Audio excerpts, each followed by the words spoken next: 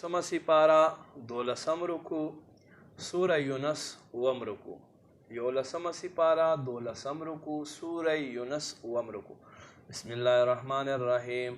وما تکون فی شان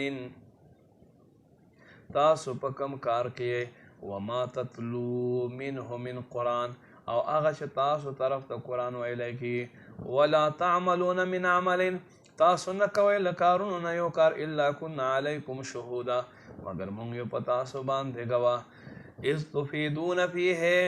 سو وخت تاسو دا کار شروع کوي وما یعزب عن ربک مثقال ذره او نه دی غیب کیدونکی یو شی ذرې برابر هم د ستا رب نه فی الارض په ځمکو کې ولا فی السماء نه په اسمانونو کې ولا اصغر من ذلک او نه له دې نه وړکوټی ولا اکبر او نه لوی الا فی کتاب مبین مگر دا لیکلی شوي په روشن کتاب کې الا ان اولیاء الله واورئ بېشکه الله دوستانو باندې لا خوف علیهم نه سیره شته په دوی باندې ولا هم یحزنون نه دوی غمجن دي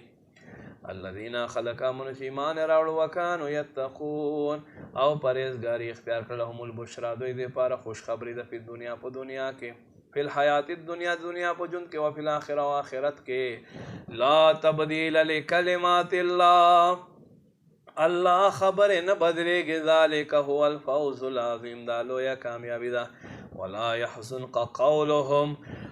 او د دوی خبرو غم مکه او محبوبه ان العزة لله جميعا طول عزتنا الله دا پاره دی هو السميع العليم اوریدونکی علم والده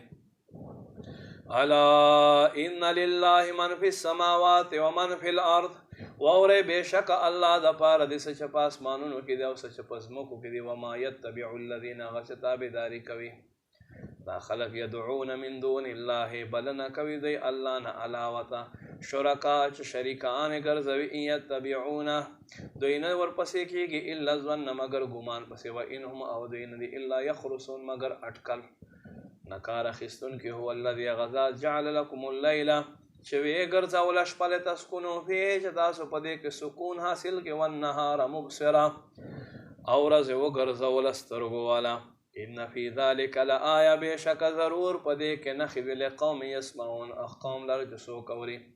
قالوا اتخذ الله ولدا دوی وی الله ځان د پاره اولاد وګرځولو سبحانه پاکي د الله را هو الغني هغه بې پروا دی له د الارض ما فی السماوات و ما فی الارض سچ آسمانونو کې دی او سچ په ځمکو کې دی